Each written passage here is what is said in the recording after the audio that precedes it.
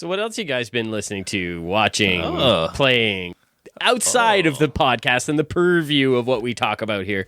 I don't get up to much other than watching movies, but, once or twice a year, I get around to watching a TV show. Oh. And I did watch a TV show recently. Oh, I can't remember what it was, though. Oh, man, I know the kind. You put it on, your TV, you turn it on, and then right there, just playing. It's got characters, it's got sets. The thing I like about TV shows is you put it on and it's like, oh, I already know these characters. Yeah, they're like my friends. Mr. Winslow, Urkel. Monica. Everybody's here. I know who they are. Yeah, I don't need to do any extra work to acquaint myself with this Chandler, cast here. Joey, all my friends. Samantha. Wouldn't it be easy if we did a TV show podcast and we could just talk about the same characters every week? Exactly. And especially if they don't change their outfits, like cartoon characters, like they usually wear the same clothes. Like you don't get confused by a different sweater or anything. This is an audio-only medium, so people don't know. We're all dressed like Winnie the Pooh. Yeah.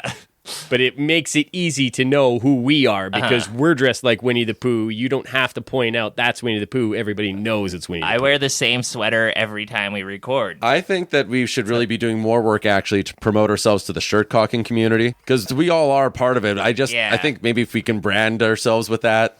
I do that. That's one of my things that I like to do. You want to talk about summer hobbies, how to keep cool in the summer. No pants, no undies. What I do. I take my pants off. So anyway, what show are you watching? I can't remember the name of the show, but I just thought that was a fun thing. Was like, is there any way I've been watching shows lately. Is there any way you can think of that you can remember the name of the show? It's one of these big shows that people really like. Oh, The Bear. That's what I watched. The Bear. Yeah. Yeah. Oh, yeah, right. One of the most popular shows going on right now. I love that. He's a cook. The tension. Yeah. So it's a pot boiler. I binged watched the way that some people binge eat, so I thought it was appropriate, like, because it's a show about food. So that's the appropriate way to consume food. Yeah, just shovel it in until you puke. Binge it. Well, you're looking svelte. You've been using the bear for your nutrients lately, so... After you watch The Bear, do you watch the Purge movies? Yeah. You're looking very gaunt, actually. You look like you have one of those buccal fat things going on. Your cheekbones are very high. I am like a butter spread too thin over toast. You watched anything else? No, that's pretty much it, but I have been really into a band, a really fun band lately. That's called they're called the Heavenly Cannibals. Have you guys heard of this band? They're I know the Fine Young Cannibals. Yeah, they're related to them, I think. They're from the same neck of the woods. Oh, okay. Where those guys were from. Only these guys, they're more like an acid, jazz, fusion, kind of up-tempo, like a club EDM type thingy. Oh, I love that. So many hyphens. Yeah. I love a band that has so many hyphens in their genre. A little folksy. Yeah, it's not music if I can't assign a whole bunch of signifiers to it. It's up-tempo, it's downstream. That's the kind of music I like. What about you guys? What things have you been watching or reading? I watched Jean-Luc Godard's Sympathy for the Devil, a Rolling Stones documentary, but it's weird because it's intercut with... black activists in the 1960s, and it really doesn't really have anything to do with the Rolling Stones writing Sympathy for the Devil, but it has them reading Eldridge Cleaver and Malcolm X and stuff like that. Oh, nice. So I picked up Eldridge Cleaver's book, Soul on Ice, from the library, which is really interesting. Have you heard of that one? I was reading some of that like a little while ago. I never finished it, but it's like a collection of his essays, right? Yeah, he was in prison, and it kind of became the book that shocked America, like a black man with intellect behind bars. Yeah, he was a smart guy. Yeah. He did do some shocking crimes. But other than that, I mean, I haven't had much time because I've been recovering. You know, I just got the bandages off my face. Oh. I wasn't going to comment. I was starting to wonder if you guys didn't notice. You're looking a little gaunt too there, buddy. You look 10 years younger. How full are my lips? Your lips, you look like a duck. They are dwarfing the rest of your face. It's making everything else look tiny and insignificant. Didn't even notice until you told me about the bandages just now, but it looks like you've had some work done. Yeah, 3 rounds of filler. I've got 3 more to go. Wow. Okay, so they're going to get bigger. And then top-ups every month. They're getting bigger than this even. Much bigger. Okay. God. and your face is so shiny and smooth. Have you just given up eating corn altogether? Eating corn? Yeah, it just doesn't look like that's possible. No. It's God, no. I only have a fine slurry delivered. I have to duct tape my mouth closed. Oh, yeah. And stick a hole in there for a straw to come through. They can't seal on themselves. They are just... No. The little crevices in them are just so gaping and massive. No, it's tight. Is that how ducks eat? My forehead is tuned up like a snare drum. Yeah, no, you're looking just taut and ready to go. Yeah. Thanks. Never better. Thanks. Yeah, never better. Thanks. What about you, Vonn? What have you been getting into? Well, I've just been doing some light reading over the summer. I've read my first Adrian Tchaikovsky book. He's a sci-fi space opera type guy. Yo, Adrian, I did it. Yeah. Ding, ding, ding, ding, ding, ding. He did the Nutcracker, right? Yeah, exactly. Hey, guys. In Nutcracker, I didn't hear no bell. Dun, dun, dun, I dun. love that guy. You got one nut. You ain't gonna crack. What is he? He's a Russian? No, he's... What is this He's an guy? Italian American. No, he's a writer. I've read this Shards of Earth. I think it's Shards of Earth book. Anyways, that's been good. And then also, I've really been getting into a novelization about the guy from the Old Spice commercials. You know, the one on the horse. Hey, look at me. I'm on a horse. Look at me. I've got shampoo and diamonds in my hand. I think I've heard of this. Yeah, I love that guy. I'm doing it on audiobook. I'm doing it while I'm doing the drive. And it's a political pop boiler, and it's read by Finn Wolfhard. You know this. You love this guy. The kid from Stranger That's Things? the kid from Stranger Things. That's the kid from Ghostbusters. He's a little gawky and awkward now as he's aging, but he's still got that star power. Yeah, his voice is like kind of nasally. It's not that pleasant to listen to, but he does different he's no voices for Morgan all the Freeman. characters. No. Oh, he does? Yeah. Okay. Well, just to say, he just does the horse guy's voice the whole time because he's the only character in the book. Wait, he does it in a horse voice? He does the horse guy voice in a horse voice. Yeah. Okay. But So he's getting the character, putting his own take on it. No, look at me. that's right. So you don't But really he's know. better at it than I I'm am. over here. Now I'm on a horse. You never know what he has in his hand. Does he have diamonds? Does he have like gold? What's he doing? Because Probably lots of oats. yeah, but you He's didn't. a horse. But I never realized how much of a visual product those commercials are. Yeah. Because it's really not making much sense in the audiobook with the horse voice, I got to tell you. And that's kind of what makes it a pot boiler, because what's going to happen? What's happening It's at very any time? Surprising, very suspenseful, I would imagine. That's high concept. Yeah, so I've been loving that. Who wrote that? That was by Dixie L. Capone. Welcome everybody to High and Low, a podcast about talking picture shows. We do films that are corny, some that are horny, some that win Academy Award. Doing all kind of movies from all kinds of genres, serving hot takes like plates of lasagna. Before we get going, a warning to you, you might hear some talk that's a little blue. We sometimes cuss and we sometimes curse. We like to do it off the cuff and don't rehearse. Now, if this sounds like your kind of show, Tune in. Drop out, This is High and Low. Lean on me. I'll be a wall for you to lean. East Side High. Yeah. East Side High. Singing East Side High. Now I'm the bass guy. Who wrote that song? I love it. I want answers. Yeah. Who wrote that song? It was me. All right, welcome back to the High and Low Movie Show.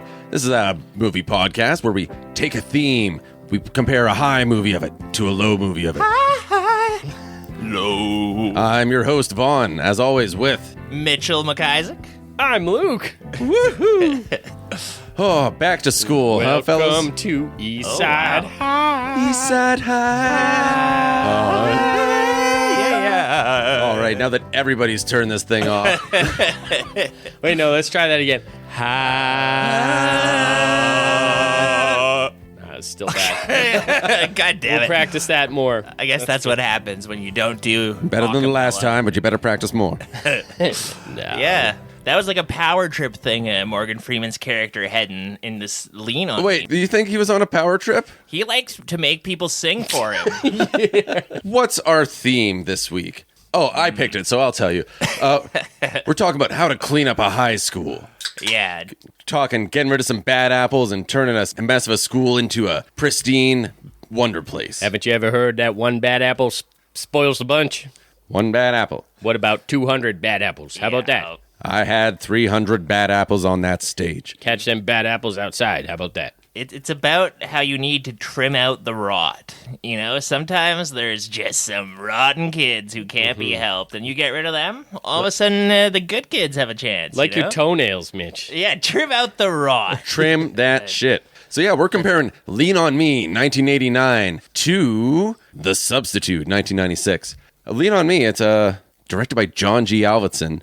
We've seen this guy Welcome back. before. Yeah. We talked about him with our Karate Kid last time. Oh, He's yeah. one goddamn hell of a director. Yeah, he really knows how to...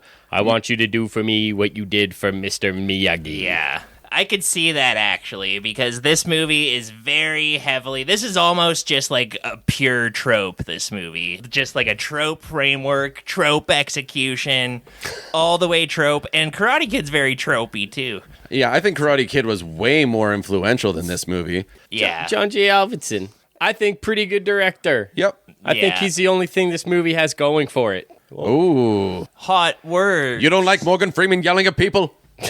Disciplining those children. No, I certainly don't. This movie is 80 to 90% people just yelling at each other. Thank you. I wasn't sure if I was the only person that noticed that's all this movie is in almost what every I scene. like. The only scenes when Morgan Freeman isn't yelling at somebody is when he's talking to white people. Yeah. Yeah. If he's talking to young black men or boys specifically, Why don't you jump, son? you better believe he's fucking yelling at them. This movie Well- is like every white person in Hollywood's fucking idea of how we just need to scream at these fucking young Oh, black yeah. boys. Yeah, scream him into shape. Yeah. I would say there is a core of that to both of these movies and a lot of movies, that kind of conservative imagination of like the urban school that's gone out of control. Pull the your pants up. The Oh, yeah. city environment that's gone totally wild and like, Yeah, and only one lone figure can Yeah. whip this place into shape. and forget Donald about Trump like sending the National Guard to Chicago. This You is need a like tough Rambo for high school movies. Like, this guy's just going to come in and straight... Yeah, It's a one-man army. He's going to war against an Yeah. entire town. like Death Wish. There's that kind of conservative strain in Death Wish. Does nothing to really look at like an issue like poverty in the eye. It's all about Those later Death Wish sequels are basically Nazi propaganda. Yes. But they're far, Also fun. far less nasty and disgusting as this movie, in my opinion. They're entertaining. They are... Death Wish movies or at least give you some entertainment, gore value. This movie's... Lots of explosions in Death Wish. Yeah. Not in Lean on Me. No, those Death Wish movies are great. This movie is going for Oscars. It's shooting for the Yeah. moon. Well, Morgan Freeman would go on to win an Oscar, right? Like Driving Miss Daisy came out the same year as this. Yeah, Didn't he win that's for that? not at all problematic movie. Sure. Well, sure.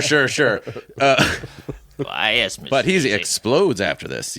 This year. Yeah. This is the birth. This He is sure the nascent does. Morgan Freeman Yeah. as a first leading role on film. And this is like a whole genre. The teacher who comes in and sets the kids straight. You got your To Sir with Loves, your Dangerous Minds with Michelle Pfeiffer. Class of 1984. Stand and Deliver. It exists in schlock. It exists in Oscar, at least going for Oscar movies. Yeah. There's some of them that are a little more high class, and then some of them that are a little more paranoid and a little more, my God, these kids are going to destroy the future. Well, you know what? With these types of movies, there's a high class and there's a low class, and I hope to talk about each of them by the time we're done. If you don't do good on your SATs, you'll always be in the low class. 75%. I'd like to preface this by just putting Morgan Freeman on blast. About time someone did. Nobody talks about how he was Me Too'd a few years ago. I don't think I heard this. 8 women have alleged sexual harassment and inappropriate behavior, including no. sexually charged remarks and unwanted touching. Here's a quote. He just is finishing filming on Now You See Me Too. Yeah, he's part of that franchise. Here's a I quote guess. from a few years ago. Senior production staff member on the film Now You See Me. We knew that if he was coming by, not to wear any top that would show our breasts, not to wear anything that would show our bottoms. Oh, so he's a handsy fella. I'm a Can't sex control fiend, son. I get turned on at the smallest whiff of skin. That's a I'm just little gonna sad. blast off a little bit more. I feel like for years, Morgan Freeman's face has been in those like Facebook memes that maybe your conservative auntie shares.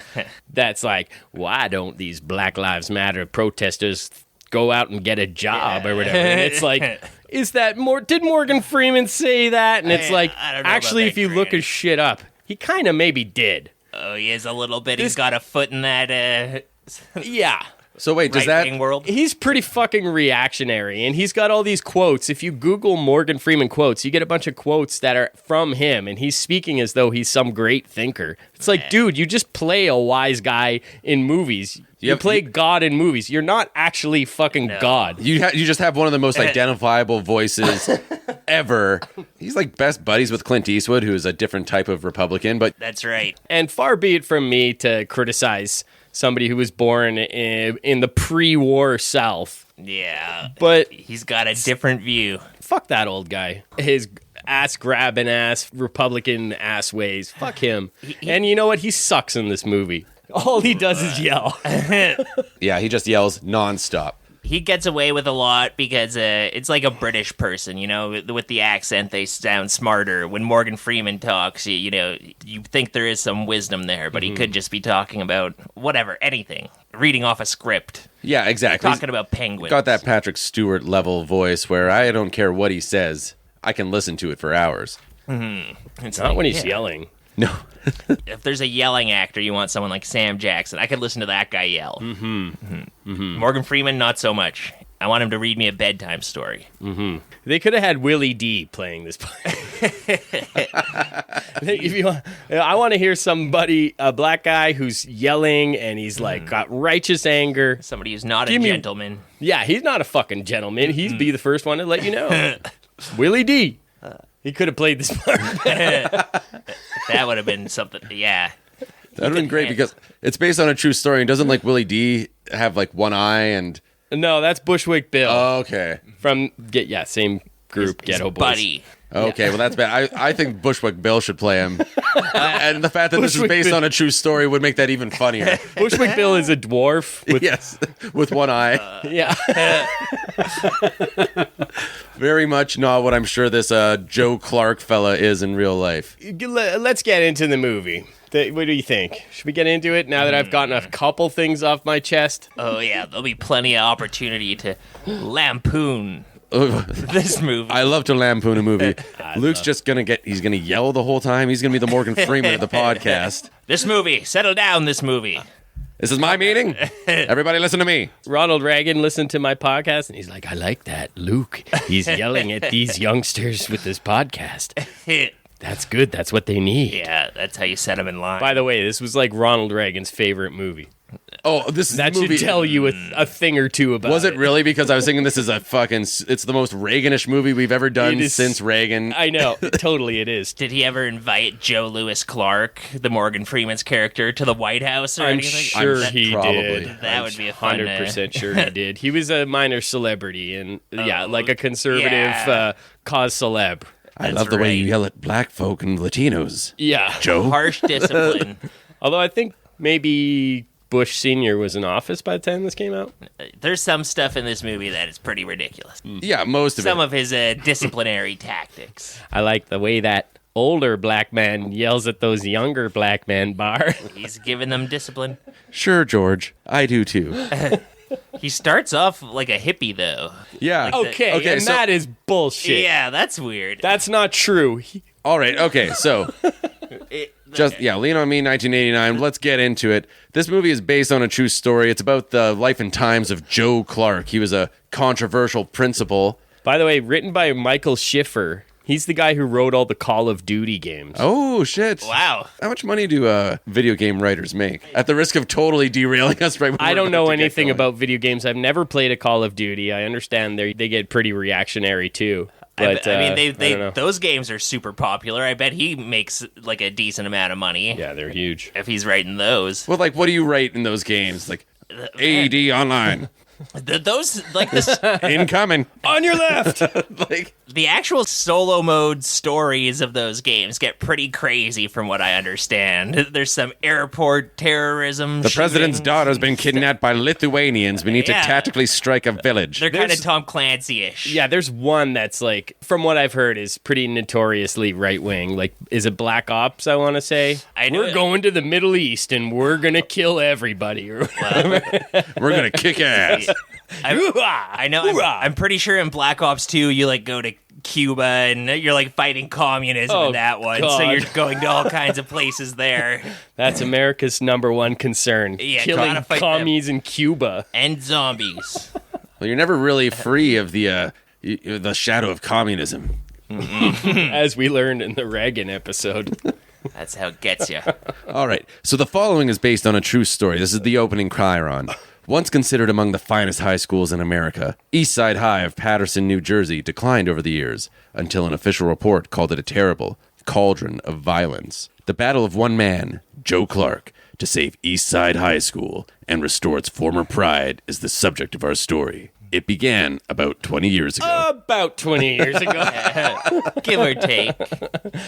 Like, get a little specific. You know You exactly. could say 20 years ago. It's fine. They don't know the release date, but nobody's going to nitpick about, like, actually, it came out 8. They didn't have IMDb in 1989. Actually, it came out 17 years ago. You don't even really need this opening scroll. Like, this isn't like the Judge Dredd opening crawl where it's like introducing a whole new world with robots and the judges. No. This is a concept you've never heard of. This is a reactionary movie thing. This is something that conservatives love in movies. It's like, oh, it's based on a true story. Yeah. Oh, Sound of Freedom. This movie's based on a true story. This There's a guy problem. catches child pedophiles or whatever. Yeah, there's some sinister shit going on, and there's a problem that only one guy with righteous values. Yeah, this isn't just a movie, actually. This is important. That's Make true. sure you buy your grandparents' tickets. And this movie primes you. It's hilarious because, this chyron, this opening isn't necessary because it tells you exactly what you're going to see as soon as it's off the screen.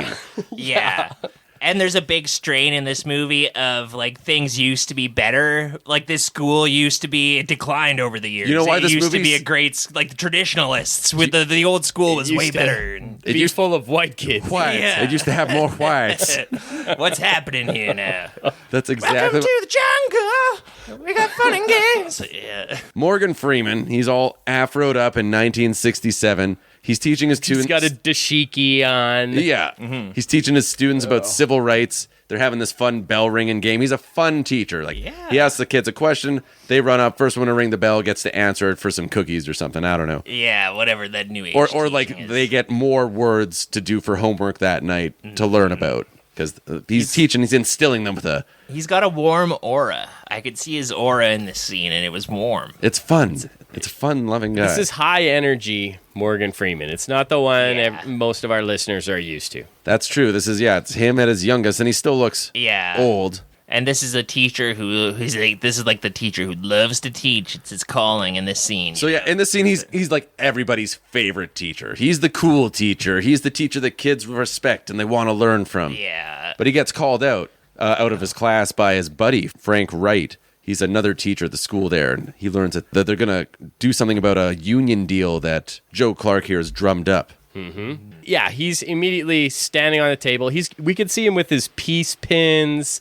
He's got the afro, the dashiki. They're portraying him as like a civil rights activist, as an anti-Vietnam War activist, as a union leader. This guy loves unions, and he will certainly continue doing that throughout the entire He's movie. fighting for his union. Yeah. None of that shit is true at all about Joe Clark. He did none of that shit. There was no activism in the 60s. He did not fucking care about a union. He did none of that fucking fighting. It's just completely made up to make it seem like he's a pro-black person. He is not. And he never fucking was. It's crazy they put that in this movie. Yeah, because he screams at them a lot. Like, totally at odds with what you see and what I've heard of him. Yeah. As a conservative figure. But anyway, yeah, the teachers apparently strike a deal to get him out. Yeah, he's trying to unionize, and the school board or something like that has, basically said, get this guy out of here. Yeah. We'll give And- you your incremental pay raise if you get rid of this one troublesome black man who's always in our business. Yeah, which is what happens. They get rid of the people who are trying to unionize or do the right thing, and he gets kicked out, and he's all pissed off and threatening people on the table. He's like wagging his ass in people's faces. Yeah. This school deserves exactly what it gets. He's like, and don't forget your pay. And he like takes a dollar bill and smacks it onto one of the guys' face. Ooh, Yeah, and it sticks too. I wonder how many takes that took. good move. Oh, wow. What a man of principle. This has nothing to do with anything in the rest of the movie at all. No, or none of his these character characteristics at are all. present ever again. No. He is not. I wish he was this left-wing crusader. Yeah. Something Yeah. happened to him. Whatever school they sent him to, he got radicalized hardcore because That's he what's- comes back a different man. He's Sig Heiling 20 years later, basically. That's missing from this movie is his like Bruce Wayne journey into Asia to learn karate or something. Like how does he go from the peaceful hippie Nick guy into this disciplinary reactionary disciplinarian figure? Like He crawls into the gutter where just like extreme violence is the only way to out. And Yeah. He kind of stayed there, he's fighting people with bats, paddling people on the bottom. knocking students out, telling students to kill themselves. Opening credits. That's where we get Welcome to the Jungle. Hell yeah. This is an awesome sequence just in how it's like shot. I mean, the song is great, but putting Welcome to the Jungle on this scene of the chaos of like a rundown urban school, and it's just, black kids everywhere. Welcome to the jungle. You can live like an animal or whatever, and it's all, we're all animals here, It's and all it's fun and games. It's kind of a bad look. it's worthy of D.W. Griffiths. Like, this is a Yeah. Nazi-ass fucking Yes. scene.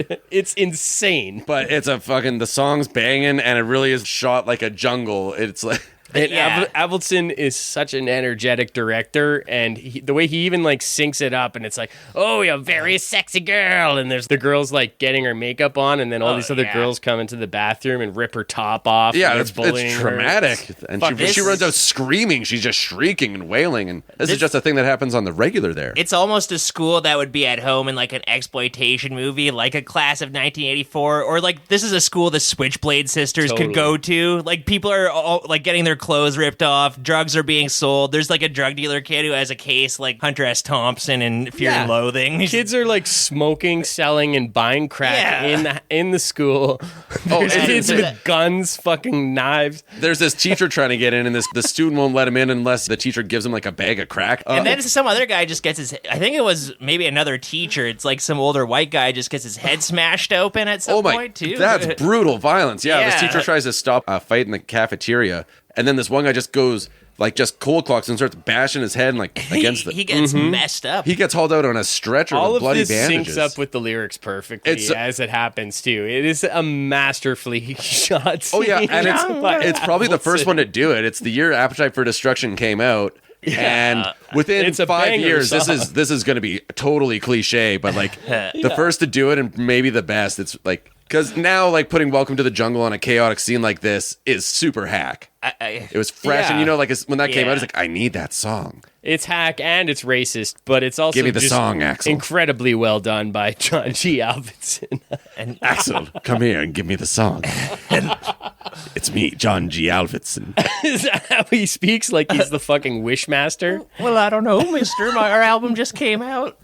That's how. That's my Axl Rose. Oh yeah, that's exactly how he from sounds. A farm. Oh, I'm Slash from the Guns N' Roses. How's the solo coming, Slash? I want it to pop. I think I got a good one here. Boo-dee-doo-doo-doo-doo. Yeah. Wait, I'll play it on the guitar. I'll put away this wash bin bass. All right, so yeah, super racist opening. It really is just like showing that all these POCs are just animals, and like there's actually cages in the cafeteria. It's like it's brutal. It's not a kind depiction at all. What is going to happen with these children? I don't It's see a worse than future in any of Oz. them. It's worse than Oz. It really Yeah. heavy Oz vibes for sure. There's some stuff that they're not exactly showing, but you know what's going on in those school. This school needs a Schillinger to come in and clean it up. Yeah. So Yeah. here comes Joe Clark. Hey, Prags. Yeah. I've forgotten everything I cared about with civil rights. Now I'm in the Aryan Nation. Now I wonder why I ever bothered. Oh no, Beecher's shitting in my mouth. So now we get some exposition from the mayor, and who else is here? The superintendent. Oh yeah, the superintendent. Is the fire Everybody has chief to be here like, yet?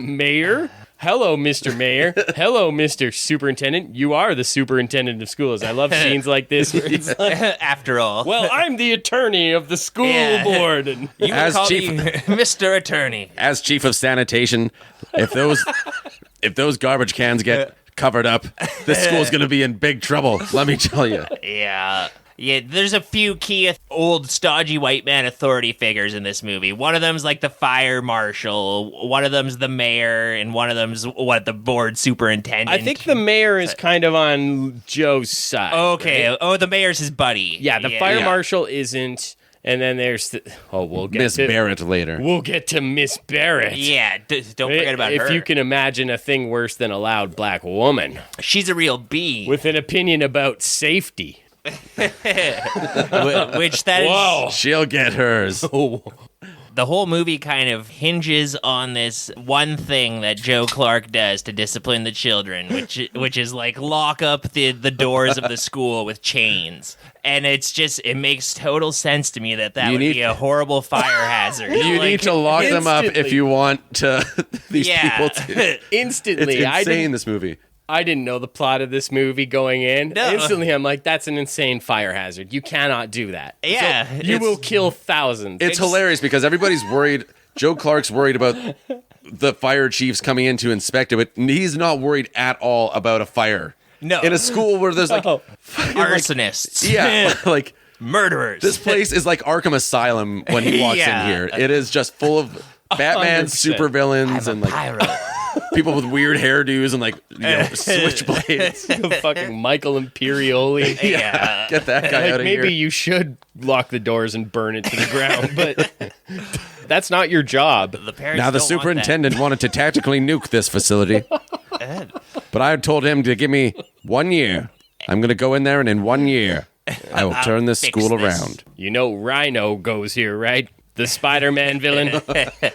I've heard about you, shocker. So, Mayor Don Botman, anyway, he learns that Eastside High is going to get turned over to the state. Perish the thought. Can't If have that. 75% of the students can't pass basic skills testing. Last year, this school passed 38%. Yikes. Yikes. So very bad. Not so good. Not so good. Yeah, everybody's like, oh, I know what to do. And then the superintendent's like, oh, no, not that nut. Oh, no. Oh, no. Oh, he's the only guy who can help us. Gotta send in the big guns. Yeah, so cut to Mr. Clark. He's an elementary school teacher. Joe In Clark a- ate things that would make a billy goat puke. He's the only man for the job. He gonna let us win this time at Eastside High. Those kids aren't hunting him. He's got to go.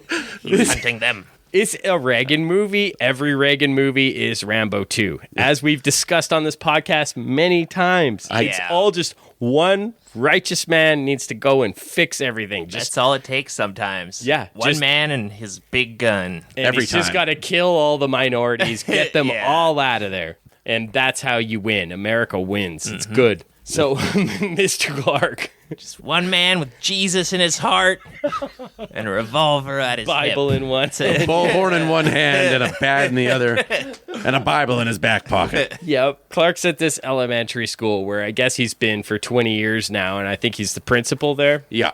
Frank comes by to tell him that Eastside High needs a new principal, and he's like, oh, you want me to go back there, do you? This is one of like 3 scenes in the movie where he isn't screaming because there's white children around. Yeah, don't want to frighten them. Yeah. Easy, Frank, not in front of the white kids. Yeah. And like the teacher from the school, she's like, well, by the way, Mr. Clark, we're still having issues with gum under the desk, and the girls need a little bit more space for their baking class or whatever. And it's like, oh, aren't these funny? These little concerns of like the white school. Yeah. Yeah. Why didn't Watch he? out, He there might be a shoulda yelled scraped at them. knee. He should have been yelling at all of them. What do you mean there's gum under the seats? There's enough baking room for you. I sit in the chair and put my hand under there, comes out gooey. I'll have you scoured. Start tapping the bat at her. Do you know what scoured means? SCOURED. Write it 100 times on the board. I'm scoured. As I'm scouring you. I'm happy that both these high school movies do have people writing things, and there's some good teacher like, you better write this out. You better write it 100 times. Do that. I like it. Do the Bart Simpson chalkboard game. Did you guys ever have to do that? Were you ever punished by a teacher to write on the school board?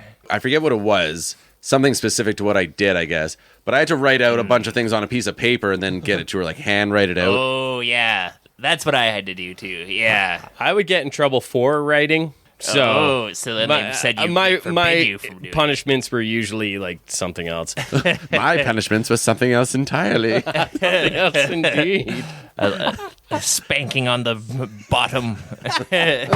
I did have one teacher who would make us have dictionaries on our outstretched arms. We'd hold it like our arms out like fists. Whoa. That's an old school one. We went to like some old-timey school, prairie school here, and it's like, this is a punishment that we used to make kids do. That's so, right. Is that Hold where you your went? arms out. And I guess so. It was an old-timey prairie school. did you learn to churn butter also? 'Cause Well, I was wed at 12, but churning butter's a woman's job. You see, Mitch? Okay, so you were wet at 12, but when were you bred? wed and bread, baby. Oh, fuck. One thing that just makes me shrivel up inside is when people use the term bread in anything but a science textbook or a baking book. Mm-hmm. Yeah, that's gross. Bakery, I guess it could be too. Are you talking homophones? Bread, B-R-E-D. B-R-E-D, baby. The panda bread. The panda bred me. Yeah, so anyway, Frank tells Clark, this is like a key scene in the movie. Frank tells Clark, as they're standing there in the sandbox of their fancy, no-drama white kid school, he's like, you've never done anything in your life that's been of any use to anybody there, Clark. What have you done?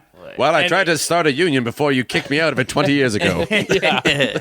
And then Clark just like looks off into the distance and he's like, huh. And then we know he's going to go and tell some black kids to kill themselves. This is his chance to make a difference, to make the world... His chance to ruin hundreds of people's lives. Better to reign in hell than serve in heaven. I firmly believe that every child should be left behind. Yeah. All of you are expelled. I'll take the test. Only passing students will be kept. Funny how percentages work. 100% of your students start passing when you kick out everyone who's failing. Not bad. Yep. Frank, he agrees to do it, but it's going to be on his terms type of deal. So he's getting introduced to the school. He's strolling down the hallway, graffiti everywhere. And he's heartbroken about what's happened to his school. Because he loved this school, didn't he? So then he goes in to have a big staff meeting. School pride. School pride's not a thing here in Canada. But that's weird. We don't have a school song. No, I kept thinking that. I wish we had a school song. None of your schools have ever had a school song. No. I don't think so. Did yours? My small town prairie school did. The one where they use biblical punishment on you. It was no big deal. You just had to sing the song 42 times morning. while they put you in a box full with scorpions. Sing the song or else we'll turn your family into salt. They were like snake worshippers or song- whatever. Our song went something like, be the best you can be. Strive to reach your goals, that's the key. To live life successfully. Be the best you can be. It kind of sounds like an 80s sitcom. Persistence, dedication, perseverance, determination. Strive to overcome any obstacles in your way. Say every day. I have virtues too. All right, you're not expelled from the podcast. You can sing your school song. Yeah, I didn't want to get my ass whooped by my principal, so I'd sing that on command. My school song was, try really hard, do what you can do. Nice. It is what it is.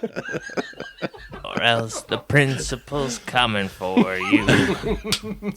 So Frank's laying down the law. He's scaring the shit out of the rest of his staff here because this is the first of what will be the rest of the movie of just Morgan Freeman yelling, this is my meeting, I'm the only one who talks, do you understand? He has to get this shit under control right off. You think you can run this school? If you could, then I wouldn't be here, would I? No one talks at my meeting. No one. I want the name of every hoodlum, drug dealer, and miscreant who's helped take this place apart on my desk by the end of the day.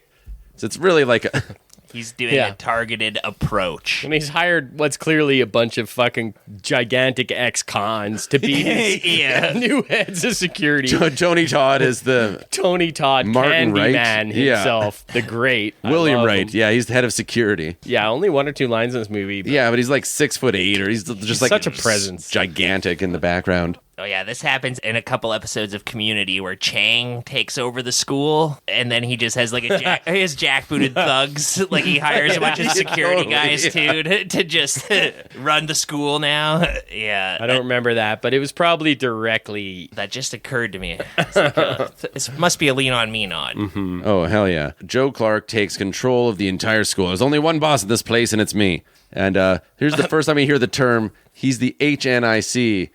Yeah. Which is... I was looking at that. I was like, Hockey Night in Canada. Yeah. And now I know what you mean. Yeah, that's the Canadian answer. He's the hockey night in Canada. Yeah, he's the head N-word in charge. Yeah. Which I'd never seen this movie before. No, I me watched either. it in school. I've seen a lot of clips of it over the years. In like grade 8 or grade 9. As like a warning. The teacher was Pretty much. He was trying to scare us straight. and you stopped taking that crack after that. That's right. You I take stopped crack, taking don't the you, crack. boy?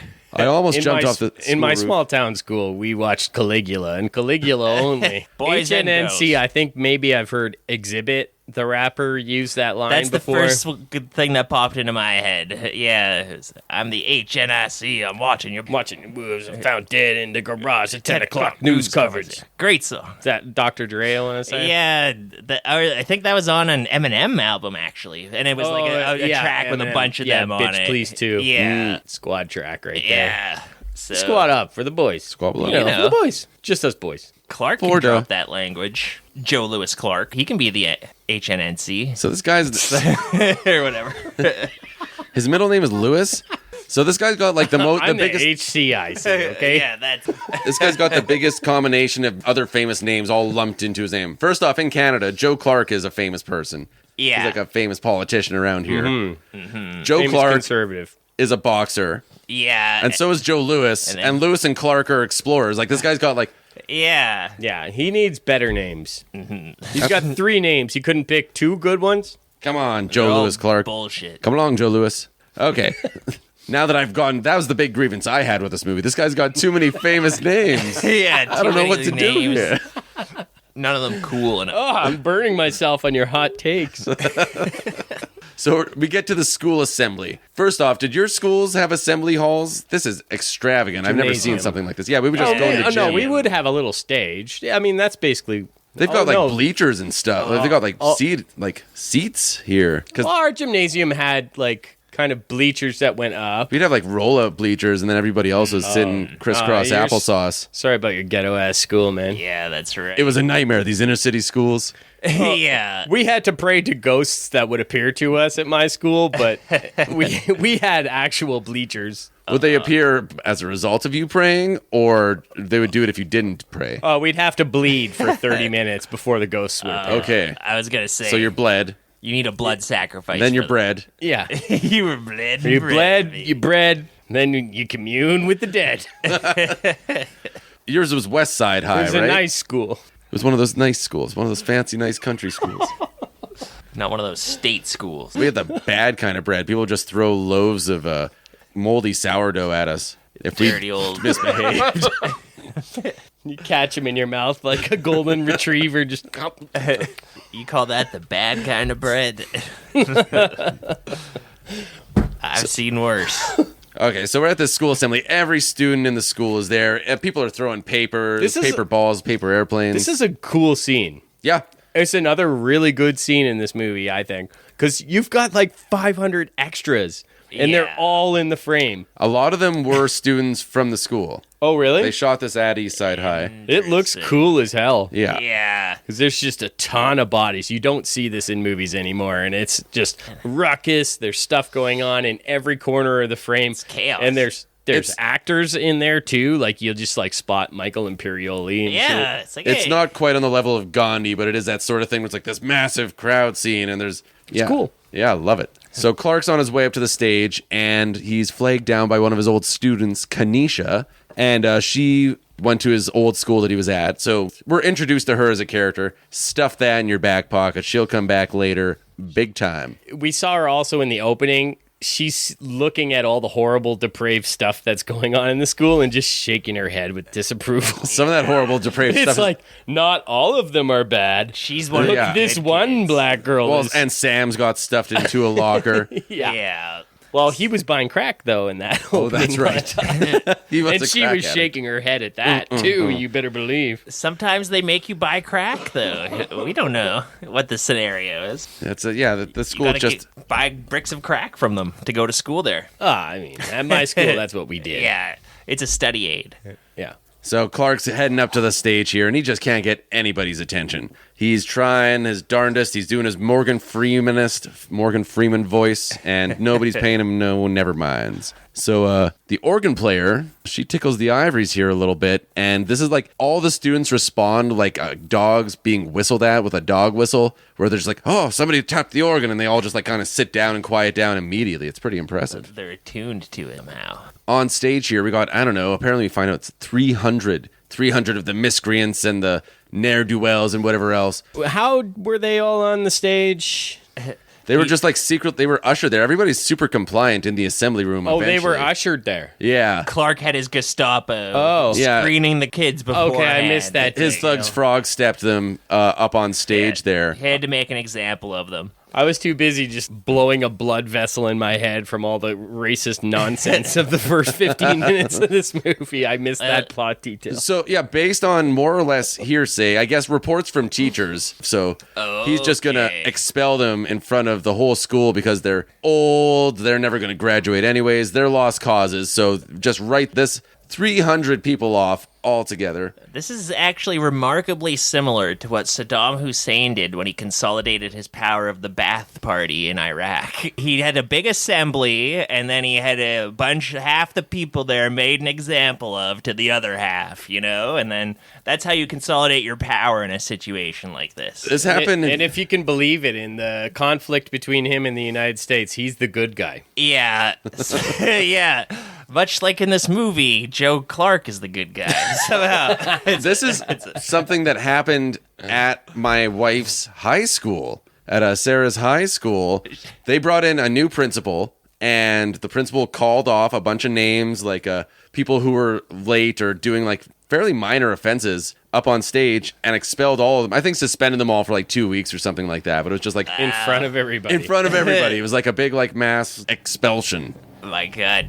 Was that like the new principal coming in who had to set a message? Yeah, He exactly. had to go and just like fight the biggest kid in the first day. So Yeah, you gotta shiv somebody in jail. Their test scores, Yeah. they were only around 40%. They needed to get 75 or else they were going to go into a public schooling.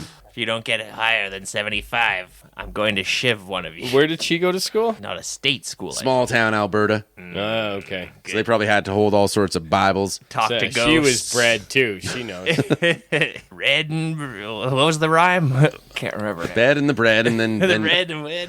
You're bled. Well, first you have bread, then you're bled, then you're led to where you're bred, and then you commune with the dead. yeah, It's not that complicated. you bled. Yeah. You bled to the You guys bread. act like commune with the dead. it's not a normal thing. It is a normal thing. You guys are just city slickers. Mitchell, quit being so provincial. Act like you've been here before. I'm a rube. What can I say? Do you think I ever know what either of you are talking about? Rather commune with the dead than be bread. Bread. Brr. So yeah, Rhymes. after Clark kicks all those kids out, he gives a big inspiring speech. He gives a bunch of speeches in this movie too. He's yelling at people and then he's giving inspiring speeches, and they've been locked out of the American dream and they've got to work hard and pass this test. They have a practice test coming up in 2 weeks, and then the real test is at the end of the year, so they got some work to do. Yeah, because it's really about the kids. Yeah. He just wants them to succeed. Yeah, he's very frank. That's why he with screams them. himself hoarse. He says at one point, he's like, when all of you fail, I don't want you blaming nobody. I don't want you blaming the white man. He like specifically says that. That Yeah. line stuck out to me. Blame I yourself. don't want you to blame your parents on welfare. Yeah. Blame yourself. Okay. You didn't pull yourself up by your bootstraps. Yeah, Wow. he's being harsh. Yeah, he is a little bit. I don't know about some of the stuff he says in this movie. He's a little bit bullyish to some of these kids. I kind of think that he's a bit of a mean person. He's myself. a mean person. Yeah, he's not just like at one point. There's like a chubby kid that he kind of gets into it with, and he's like making fun of the kid's clothes and weight. And he's like, "You're a slob, man. Have some. Don't you have any respect for? Look at these clothes you're wearing. Like you look poor." So you're just now coming around to not liking Joe Clark. Well, that kid was a real piece of shit. That would be the Mitchiest way to watch this movie is to be like, yeah, stick it to him, and then be like, Go, oh, Joe. wait, am I really stoned and maybe he's actually a bad guy? No, it's the children who are wrong. All right, so we're at the PTA meeting. We're at the first of, there's a lot of meetings. So people are either screaming at each other in the hallways of the school or maybe in a classroom or an office in a school, or they're screaming at each other over noisy meetings, whether it's a town hall or a hearing or a PTA. So we're at the PTA. This is a PTA screaming scene. Yeah, I think so. Just like in real life, whoever screams the loudest is the most right. Yeah, and there's a lot of parents screaming here. They're all, a bunch of them. Nobody's happy that all of these kids just got expelled, and none more so than Ms. Leona Barrett. She is a very outspoken parent who really just doesn't like this Joe Clark right from the hop, does he? She just can't see that this guy's playing like 3, 4, 5D chess and really trying to clean this whole place up. What's this actress's name? Lynn Thigpen. Lynn Thigpen. Lynn, no, I'm pretty sure it's a leg thin fin. It's a hard name to say. It's a weird name. Lynn, yeah. Lynn Thigpen. I like her. She was Chief from Where in the World is Carmen Sandiego? Oh my God. The old game show. You guys right. didn't. Yo, so you guys did Yeah. watch Oh, hell that yeah. too. Yeah. Yeah. The Warrant. The live action version, yeah. Rockapella. Okay, gumshoes. Where in the world? Carmen Sandiego was last spotted in Rome. Yeah, Carl Tart does her as a character It's on Comedy amazing. Bang Bang. He's the very funny Carl Tart. But Yeah, she was such a icon to me growing up. I recognized her right away. I was like, oh shit. she was familiar to me, but what a huge puzzle piece just dropped into place here with you. Yeah, it's all adding up. It all makes sense to me now. So I immediately identified her as the good guy of the story. Which well done, she, Gumshoe. in fact, is. Yeah, she's not drinking Joe Clark's Kool-Aid at all. And while people are kind of questioning his methods already, He's controversial. this guy comes in, he tries to do the right thing, and all these people, all these libs, Yeah. they're all these welfare queens. Welfare queen libs. They don't want to go along with the righteous hero. So Joe responds to them the only way he knows how. He starts calling their kids bad apples. He tells them they should all get jobs. They should be a good example for him, and just starts blaming them immediately. He literally tells them to get off welfare Yeah. and to stop having kids with dads who don't stick around or something like that. Oh, yeah. This movie's full mask off And it's- again. It's basically a Fox News segment. It's You won't believe what's happening in our public schools. Yeah, I wasn't sure exactly where this movie was going to go with it early on because there's like a divergent branch where maybe he learns that he has to have a softer approach meet the kids halfway or something.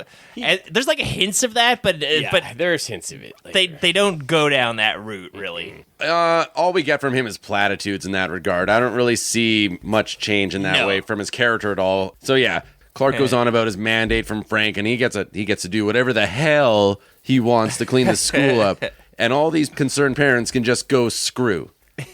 So then, first day of him on the job in the school, we're seeing him prowl the cafeteria, and we see his signature bullhorn. For the rest of this movie, this guy's not without a bullhorn in his hand. And it really makes you feel like respect his authority, you know? That's an good authoritative dictator. thing. Yeah, that is his one of his signatures. It becomes, and He's like an asshole best man at a bachelor party. that'd be funny if he was running up and screaming in people's ears with it. Guys, you know what'd be so cool? What if we all sing the school song? That'd be so funny. Sing it! East Sing Glen, the song. East Glen, what a cool school. If you don't sing the song, I'm gonna punch you, bro. I'm just kidding. I'm not really gonna punch you. But I might. He's too cool. Oh, what was in those coolers? Wasn't that daiquiri? Sugary. Bad hangover. Hey, what's this, bro? Oh, I just iced you. You gotta chug this Smirnoff Ice. Gotta get on your knees, bro. Get on your knees and chug that ice. So he's getting around. He's making his presence known. Boy, get off this table. Sit down. Get your hormones together. There's one who's making lewd gestures and another girl. Fair enough. Get it together. Forgot about the Thomas Sam's introduction. So, Clark's on his way into school that day, and there's this little boy waiting outside the school. This is Thomas Sam's. He was one of the kids who was kicked out for, what was it? A tardiness and crack. He was the fat kid that was stuffed in the locker in the opening scene. Joe really interrogates him here. Like, his mama sent him here to apologize. His mama isn't the woman that Joe got into it with. Is it who comes back and I don't think so. Joins the PTA or whatever? Okay. But this kid comes up, and Clark is like, I don't believe you. I don't believe you. You're a liar. You're a liar. All kids are liars. You smoked crack, didn't you? It turns He's into like, yes. You love the crack, don't you? He's like, come with me. It feels like a false confession, like that the police ring out of people sometimes, where you just like berate someone for 3 hours until they confess to something they didn't do. He's a freshman. He's like 14. Yeah. He doesn't have the look of a crackhead about him. He's got. Bitch, what does a crackhead He's a big look boy, like? and he looks poor, and he's chubby, and I make fun of him like Joe Lewis now. He's slovenly. You're poor, aren't you? He's got mustard on his t-shirt. Look up for yourself, boy. Yeah. You look like a slob, don't Stand you? upright. Head upright. Too much pie, that's your problem. So Clark drags this kid up onto the roof, and he's like, jump off the roof. You want to kill yourself? Jump. I don't want to. That's what you're going to do if you keep doing crack. Yeah, he's straight telling him to kill himself, and he's up this kid's ass, Feel but like it's one less punk kid to worry about. not in a good way. Like, you've seen this kind of tough love, and Yeah. There's no love there. And it's just stern. it's just toughness. It's just bulliness. So what happened to this guy? He got so jaded over 20 years. I don't know. You just realized you gotta. I think Crack the whip? he's a radical social conservative. Is really all that is. I was soft once, a soft hippie. That's probably his recollection when he's like telling the story to people on like when he goes on a talk show to talk about his background. He was like, I was a soft hippie until my eyes opened up to the ways of the world. Yeah, but in real life he wasn't, and he didn't even claim No. that. Okay. I feel like this movie just puts that in there to like establish some kind of Give him credentials to be something. like, oh, he's a pro-black figure. Yeah, we need him to be a little, to humanize him a bit here. 'Cause Yeah, he's not, and he never was. otherwise, he's just yelling. Just plain It'd be funny yelling. if they added maybe they did add the opening scene in post after like some test screenings. Like, so he just screams at them the whole time. and Like, does this expelled guy a have- bunch of students. And Does then, he have any redeeming qualities? Yeah, and then just tried to burn them all in a fire. Oh, okay. How about we give him a scene where he's wearing a peace symbol on his shirt? I'll burn Yeah. the place down before we fail the test. Yeah. That was a focus group edition. It's different from the rest of the movie altogether. So later on in the cafeteria, that Thomas Sam's kid, while Clark's doing his rounds, he pulls him up and he just really starts laying into him because him and his friends were eating their food a little sloppy or something like that. Yeah. He just basically like fat shames him and calls him a slob in front of the entire in front school. of everybody. Look at that gut, He's like, boy. Is this how you dressed coming to school? Yeah. Don't you have any respect? Look at you, big fatty. He goes like total Cotton Hill on him. Yeah. Oh, yeah. But the way it plays out in the movie Cotton Hill with knees. is that like the kid and him kind of form a bond after this. But like I feel like the way that would play out in real life is that just everybody in the school would make fun of his schlubby clothes and big gut after that because the principal set the tone. I'm going to get in there before everybody else does. Yeah. This kid was facing crack, suicide, expulsion from his own home, He's a crack baby. and you're shaming him publicly in front of the Yeah. entire school. Like, you just want this kid to die. Yeah. You do not care about these kids at all. And all these kids are inner city poor kids too. So Yeah. it's not like they're like, wait a minute, I'm also on crack. If you're making fun of him, you're making fun of me. Yeah. Funny stuff. Yeah, it's supposed to be. I don't even know if this is supposed to be touching or what. I don't know what this movie's going for. What are we supposed to feel about this grown man shaming a child in front of the entire I cafeteria? think you're supposed to feel mild disgust, but also being like, well, that's what they... Yeah, they need a little tough love. Yeah, that's good. That's what they need to hear. He is a bit of a slob. He did have some spaghetti sauce on his pants, on his shirt, Yeah. in his hair. Fuck you, man. I have spaghetti sauce on every article of clothing I own. Man, fuck you and your spaghetti sauce. Hey, I take care of mine. I don't clip my toenails. I sell crack with my welfare, and I take care of my family. Mitch, we know you don't clip your toenails. Sidebar, can we get a bigger table to do this podcast at? Because my calves are always just sliced to ribbons after we record an episode here. You know, there's a reason human beings have toenails. It's for fighting out in the wilderness. But we're so far removed from that now. By the way, I brought you fresh, empty Kleenex boxes. I could masturbate into these. Thank you. So after really reaming this kid out, he tells him and his friends they all have to sing the school song. And Darnell, so one of the first things the Joe Clark did here was he fired or demoted the school football coach, this Darnell. He's one of the few black teachers at the school. He he talked during Joe's lecture or something, and then it was like to set an example to the students. He was like, I'm going to go after this teacher as well. Well, he went to pick up a piece of paper, I think is what it was. Okay. So he bends down to pick up a paper. Nobody moves during the school song. Yeah. I mean, you got to respect See me in my office. Yeah. Let the punishment fit the crime. He loses his job. We will cut the paper in two. I'm in a union. Wait, no, they're not. They're in a private school. Yeah, hell no, they're not in a union. This ain't no state school, thank God. So yeah, this is the first time we see how much this guy loves the school song. He's trying to get these kids to sing it. You don't know your own school song? So he runs off to Miss Elliott's class. She's the music teacher, and she's got this choir that she's rehearsing in front of, and apparently they're going off to a big competition. And yeah, these kids actually seem to be some of the more put-together kids in the school. They're going for the extracurricular activities. They have hobbies and interests. Yeah, exactly. They're not just selling crack or whatever that giant suitcase full of every Fear and Loathing in Las Vegas style drug was earlier. Yeah, it was a pretty vague bag of drugs. Could have been anything. Well, the pituitary gland of... Adrenochrome? Yeah, adrenochrome. Doesn't it have to be taken from someone while they're still alive? Only way to fly. Too much, man. You took too much. Clark bursts in and says, you need to teach all these kids the school song. And she's like, okay, fine. That sounds good. I'll do that. Thank you. She goes back to conducting. Clark doesn't like this. Not one bit. He calls her out and reams her out in front of the entire class. He's the big boss man. This guy lays into her and she's like, but I'm getting them ready for a competition next weekend. They're not going. Yeah. They can't. There'll be no more singing. There'll be no more laughter. These kids have worked too hard. I don't care. And she's putting up a little bit of a fight. She's being completely reasonable. She's agreeing to what he wanted to do, and he just didn't like that she was flippant or didn't bow down and kiss his ring or whatever, and just fires her on the spot. I think this is where you get a little insight into his motives here, or his technique, where she's like, these kids don't know what they're doing. What you doing? You're coming or going. You're firing people here. You're doing this and that. Everybody's confused and doesn't know what's coming next. And he's like, that's the way I like it. Exactly. I'm a fascist. Yeah, exactly. I'm installing my own puppet staff. It's called Flood the Zone. It's where you keep everybody so confused with your action. Yeah, he's got a strategy. He's throwing a bunch of haymakers and hoping that the school gets so dizzy that they can't put up a fight. Hey, man, it's shocking the system. Sometimes you got to kickstart my heart. Yeah, exactly. That's what he's doing. This school, it's on life support here, and Joe Clark is going to come by and he's going to kickstart their heart. My heart. Sometimes when you welcome to the jungle, you got to kickstart your heart. Whoa.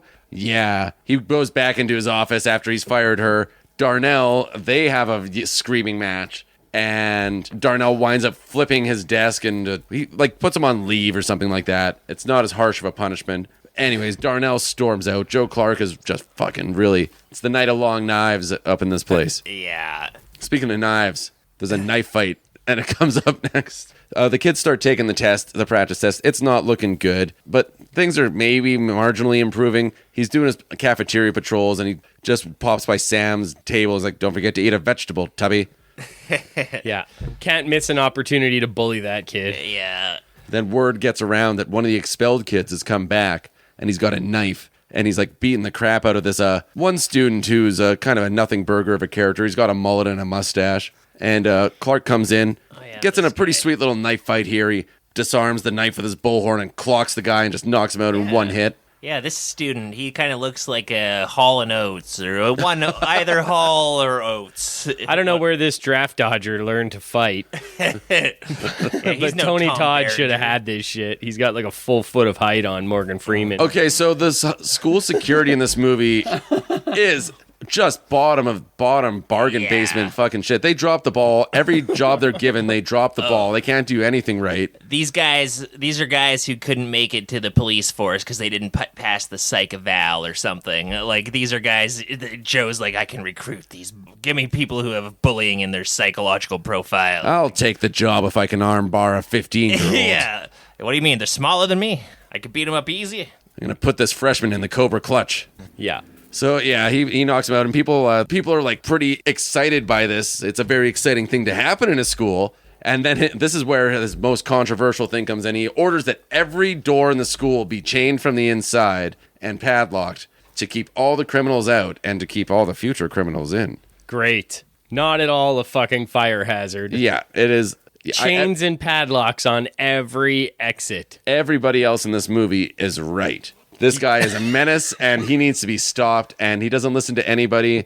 And regardless of the fact that he gets good results, a bunch of people passed the test, but what about all the damage he caused? He didn't get good results. That's wildly overblown, too. Even considering that he expelled half the students in the school. When the test results finally do come, it's purposefully vague, it feels like. Yeah. This guy was on the cover of Time magazine. Whoa. With his bat. They call me Batman. Mm-hmm. Okay, so he finds out that Kanisha is homeless. She's having a hard time. He comes across her crying.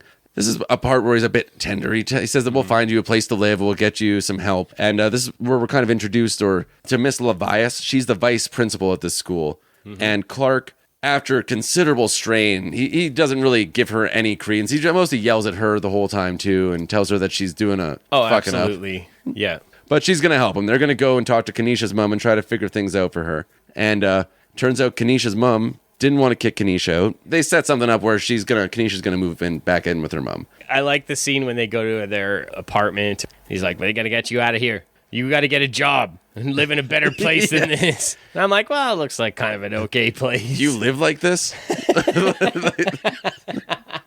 Damn, bitch. Basically, he's doing the meme. It didn't seem like that bad of a place. It was relatively clean. I guess maybe the walls could have used a fresh coat of paint. Yeah, maybe a little small, but it's just two of them living there. You know, this teenage mom kind of seemed like she was doing her best.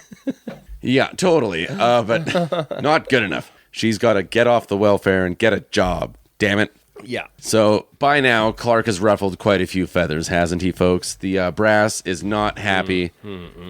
And you better believe that he's going to get reamed out a bit for it. So he's being publicized for knife fighting his students. I think that's a newsworthy story, right? Yeah. Principal gets a knife fight with students. I don't know. You guys have any tough guy teachers who like to mix it up with the students? I remember a couple. I got one in my junior high. We might be thinking of the same one. Oh, probably. He was had a real short fuse. Real angry energy. I saw him eating a donair once in my local donair shop, and he just was rage eating it. And I was like, I'm going to stay away from this guy. But he was my French teacher. The animals weren't even dead. The donair was just moving. A live cow. It's like the Liver King in a pita. The shop owner kept asking him to leave. Meat. Don't eat that here. Get out of my store, please. I'm trying to run a business here. Where'd you find that? But no, so this my French class was being noisy, and he kind of told us all to be quiet, especially this one or two guys in the back. And one of the guys in the back whispered kind of something flippant, I guess. And the teacher's like, well, you can just leave. Like, you can get out of my class, like yells at him. And as he's leaving, Buddy kind of mutters something under his breath that nobody else heard, including the teacher. He's like, what did you just say to me? What did you just say to me? He storms out of the hallway, slams the door, slams it, and he's like, what did you just say to me? And you hear this slam, something hitting a locker. Sweet. People heard it around the entire school. People were like, what the fuck was that about? The teacher was the Kurgan from fucking Highlanders. Yeah. Then the hall's just filled with lightning. There's a quickening. It got windy and just all the paper just started blowing everywhere. I don't know. how do you come back from losing your cool like that in front of your students? Like, ha ha ha. Just kidding. I used to be married to a teacher, and I'll tell you that losing your cool in front of your students isn't as uncommon as you think. Yeah, I guess To hear it from would her, be a tough job. who admittedly did it often and continues to.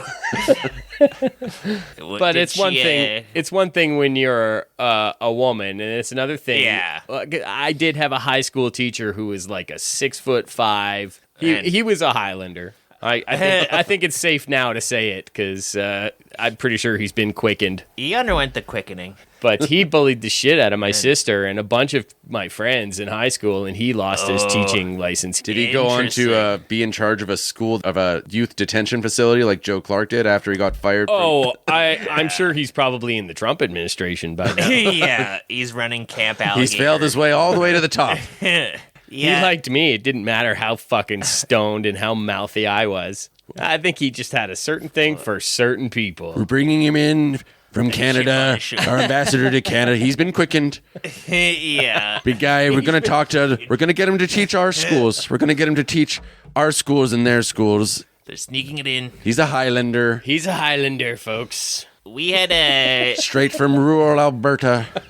In elementary school, a teacher yelled at a couple of my friends and said, quit acting like a bunch of idiots or something. They were like in grade 3 or something. They weren't used to adults calling them idiots, so I think they cried.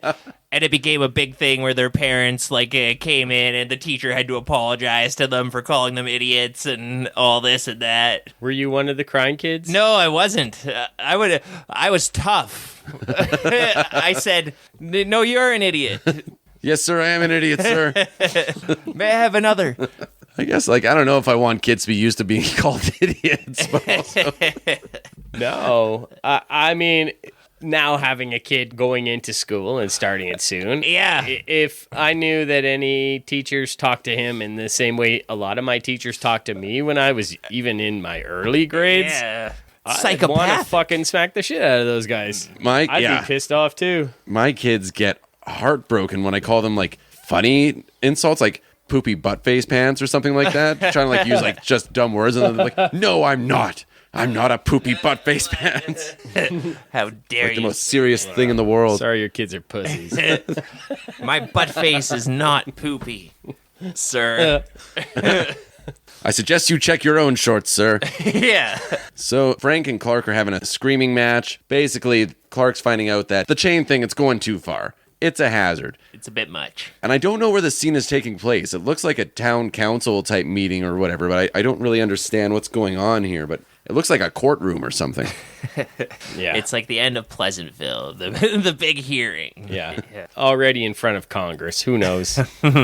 Some of you found my methods controversial. Whatever it takes to give this scene dramatic weight. Yeah, just a lot of people screaming. And they come to an agreement, sort of, where Frank voluntells Clark that he's got to cool it a bit and play by his rules. Quit being such a flyboy, such a maverick. And he's scaring the squares. He says, contrary to popular opinion, I am the HNIC. So Frank's really telling Clark the way the world is. And there can't be two. Mm-hmm. There cannot be two. There can be only one. What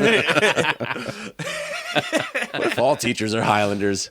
Just sometimes, have you ever you've come back from summer break and one of your teachers is just gone? They've been quickened. Yeah. It's uncomfortable when your white teachers say that they're the HNIC. What they really want to say is that they're immortal beings. Yes. The Highlander, be killed by another one. Near invulnerable.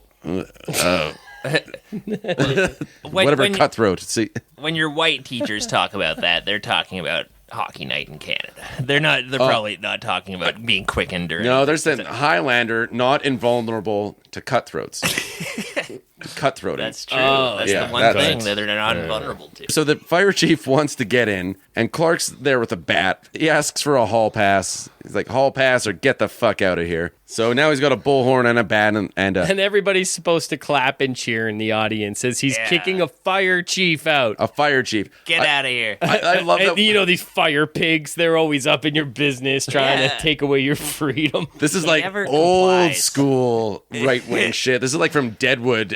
Like one of the bar owners was getting uppity about the fire chief coming and giving him a citation in Deadwood, like I mean- 150 years before or 100 years before this movie came out. For one thing, he's got all the doors locked. For another, there's 500 people in the gym that's only built for 300. That's another fire violation right there. You can't. Don't come in. I've got 500 kids in the auditorium, and I don't know. I light a don't know what I'm fire. liable to do. Yeah, I'll set them all on fire. Yeah, he never complies with this fire guy. But He's 1 inch away from doing an Inglorious Bastards on this school for the entire movie, basically. it's like all these old gym films are made out of silver nitrate film. Like, I'll light them on fire. A handful of his favorite students mysteriously were on a field trip that day. Yeah. They came back and passed the test. It's so funny that one of the arch rivals, one of Clark's arch rivals in this movie, is the fire chief. Like that's on par with like the EPA being one of the major baddies in Ghostbusters. Yeah. Like, Oh, totally. Like they come in, they're like, "There's asbestos in your walls, Joe. You have to get that." He's like, "No." just like All these health administrators. it's the always most trying- all around helpful public industry. Like, we'll put your fires out. Get the hell out of here. Like, we can refill your fire extinguishers for free. Fuck off. Yeah, this is the same as Martin Luther King Jr.'s walk on Selma. Yeah, This is the courage and bravery of this man. exactly. Standing up against the fire marshal. So the kid that was being pummeled by the knife guy earlier, he comes and he tells Clark that he's dropping out. And Clark's like, "You'll be dead in a year, son. You'll be dead in a year." And basically being like, the streets are hell. And like, this kid is like, the scene doesn't amount to anything. We don't give a fuck about who this guy is. We just saw him get his ass kicked earlier. There's no resolution on his character. It's just what are we doing here? But it's a very meaningful moment. This is where we first get the overtures, our first whiff of Lean On Me, played very slowly, softly, quietly on the piano. And this is where you're starting to see that Clark actually does kind of care about some of the students a little bit. Like, he's not just being Mr. Mean hard ass. Like, he is concerned when one of them is getting pregnant or when... He loves Kanisha. So Yeah. if Kanisha's having a hard time, he'll go out of his way to help. If it's everybody She's the else, he's good either one. going to scream at them or do nothing. Yeah, Which, like, he true. doesn't try to get this kid back at all. Be like, "What's your problem? Tell me your problem. Let's try to figure it out." It's like, well, see ya. Yeah, I guess there is Can you no, lock the like, doors on your way out? You'll graduate with the rest of us. So son. did your guys' elementary school teachers know your names, even like after the fact? I've run Yeah. into when I was a server, like a waiter. Or not even teachers, principals, I meant. Oh, I don't think so. I would never run into my principals. No, I knew my principals, that's but a I don't small think town they knew thing. me. Yeah, I should hope that I knew the principal too. And honestly, like some of them, I would have nothing to talk to them about, or I would just turn the other way because I'm like, I don't want to talk to that guy. Say He's hello. Weird. Oh no, not to. I would turn my back on him.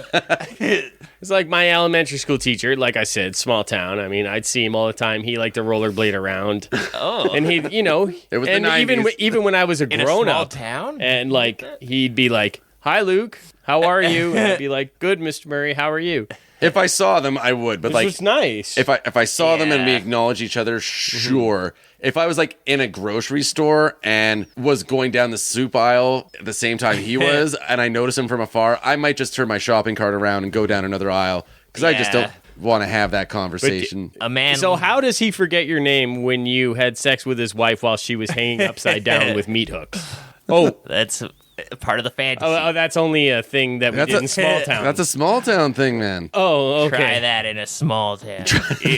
Okay, I'm really learning a lot today. No, your experience, I'm sure it's universal to some.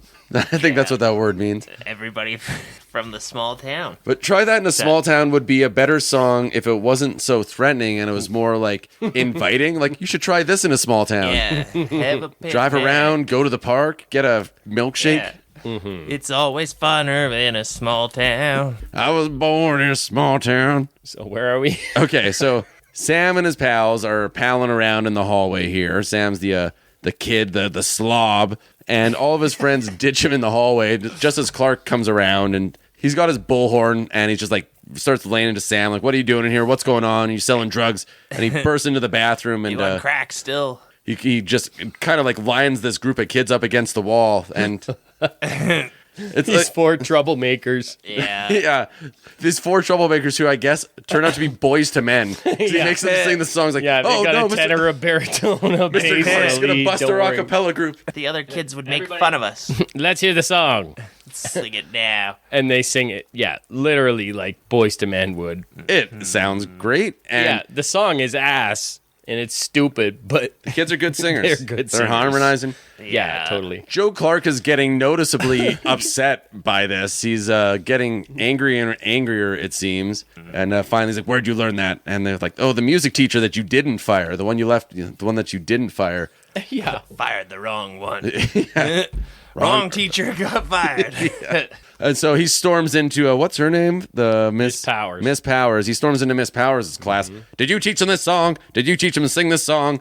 And he's just screaming at her. She's like, yeah, I did. He's like, I love it. Yeah, he pulls the old switcheroo on her. He makes everybody think he's chewing her out. And I don't think this is a fun joke. I think he creates this atmosphere of tension and fear in his school. And I don't know if I appreciate the punchline to that kind of chaos he's sowing, being that he gets to crack wise and make a funny every now and then by playing with people's expectations and being like, "Oh, you thought I was yelling at you?" Yeah, that's like the only moments when we're supposed to be Yeah. endeared to him is him like playing on like the fact he's like He's an like- abusive father. who's Yeah. like, Yeah.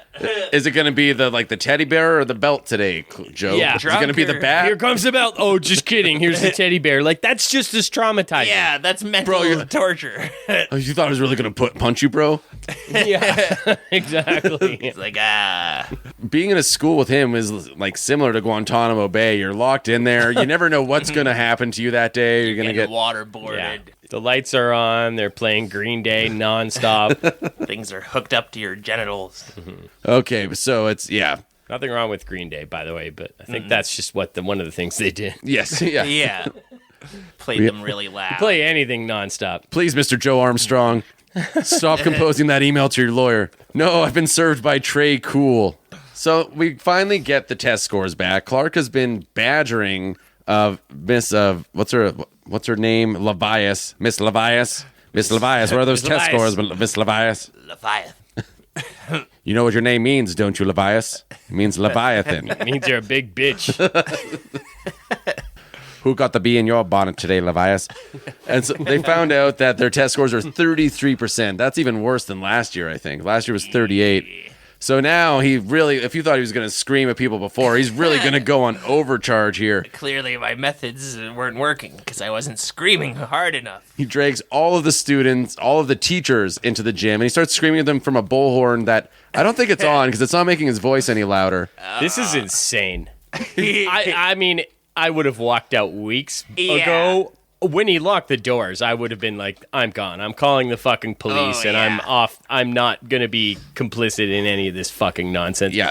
But screaming at you like this, I Yeah. don't give a fuck who you are. I don't care if you're in the military. I don't care if you're fucking curing cancer.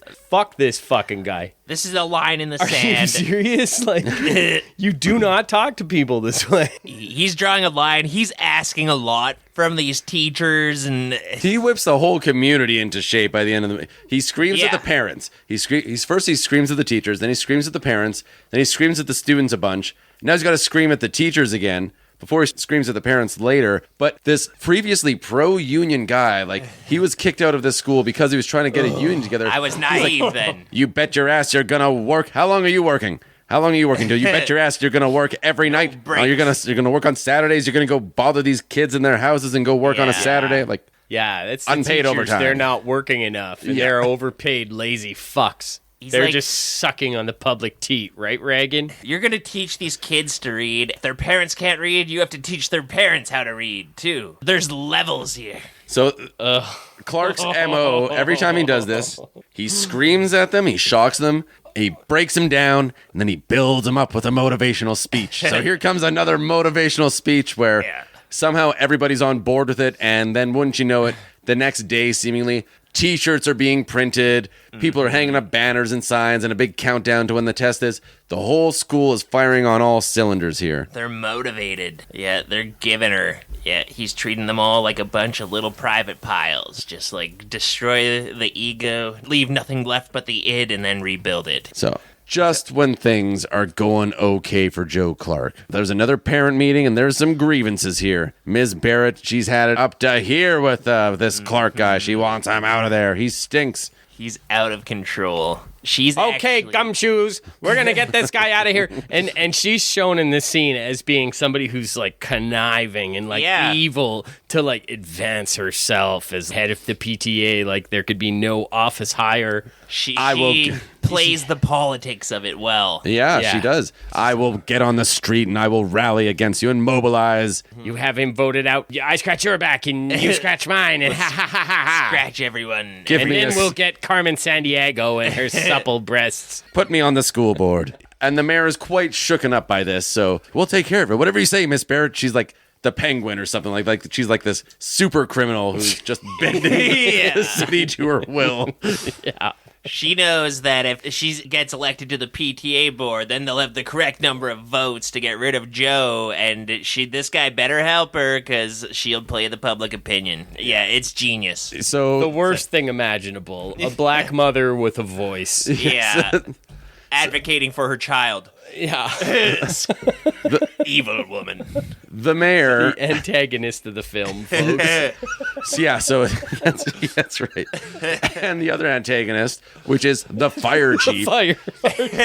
He has a clandestine meeting with the mayor about what are we going to do about this Joe Clark problem. The fire chief, he's just chomping at the bit. He just can't wait to get rid of this Joe Clark.